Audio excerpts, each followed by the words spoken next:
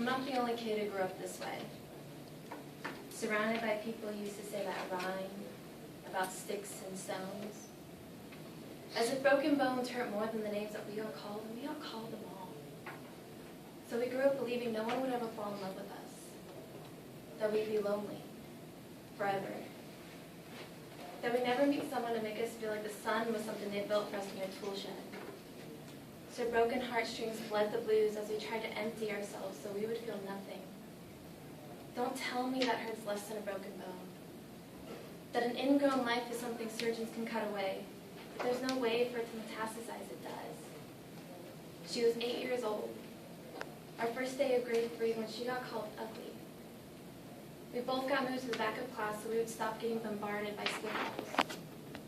But the school halls were a battleground where we found ourselves outnumbered day after wretched day. We used to stay inside for recess because outside was worse. Outside we'd have to rehearse running away or learn to stay still like statues, giving no clues that we were there. In grade 5, they taped a sign to the front of her desk that read, "Beware a dog." To this day, despite a loving husband, she doesn't think she's beautiful because of a birthmark that takes up a little less than half her face. Kids used to say she looks like a wrong answer someone tried to erase but couldn't quite get the job done. And they'll never understand that she's raising 2 kids whose definition of beauty begins with the word mom. Because they see her heart before they see her skin. Because she's only ever always been amazing. He was a broken branch grafted onto a different family tree. Adopted.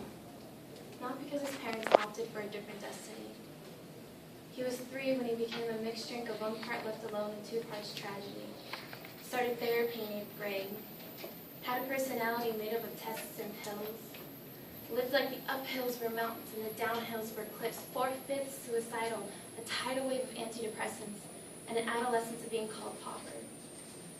1 part because of the pills, 99 parts because of the cruelty. He tried to kill himself in grade 10 when a kid who could still go home to mom and dad had the audacity to tell him, "Get over it." As if depression is something that can be remedied by any of the contents found in a first aid kit. To this day, he's a stick of TNT lit from both ends. Could describe to you in detail the way the sky bends in the moments before it's about to fall. And despite an army of friends who all call him an inspiration, he remains a conversation piece between people who can't understand. Sometimes being drug-free has less to do with addiction and more to do with sanity. We weren't the only kids who grew up this way. To this day, kids are still being called names. The classics were, "Hey stupid," "Hey spaz." Seems like every school has an arsenal of names getting updated every year. And if a kid breaks into school and no one around chooses to hear it, do they make a sound? Are they just background noise from a soundtrack stuck on repeat when people say things like kids can be cruel? Every school was a big top circus tent, and the pecking order went from acrobats to lion tamers, from clowns to carnies. All these miles ahead of who we were freaks.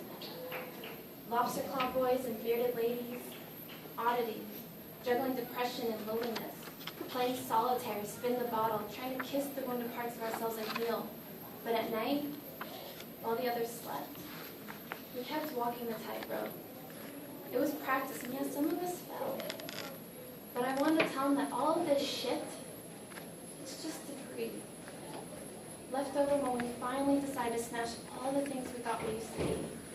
And if you can't see anything beautiful about yourself, get a better mirror. Look a little closer. Stare a little longer. Because there's something inside you that made you keep trying despite everyone who told you to quit. You built a cast around your broken heart and you signed it yourself. You signed it. They were wrong. Because maybe you didn't belong to a group or a clique. Maybe they decided to think you last for basketball or everything. Maybe you used to bring bruises and broken teeth to show and tell, but never told. Because how can you hold your ground if everyone around you wants to bury you beneath it? You have to believe that they were wrong. They have to be wrong. Why else would we still be here? We grew up learning to cheer on the underdog because we see ourselves in them. We stem from a root planted in the belief that we are not what we were called. We are not abandoned cars stalled out and sitting empty on a highway. And if some way we are, don't worry. We only got out to walk and get gas. We are graduating members from the class, so fuck off. We made it.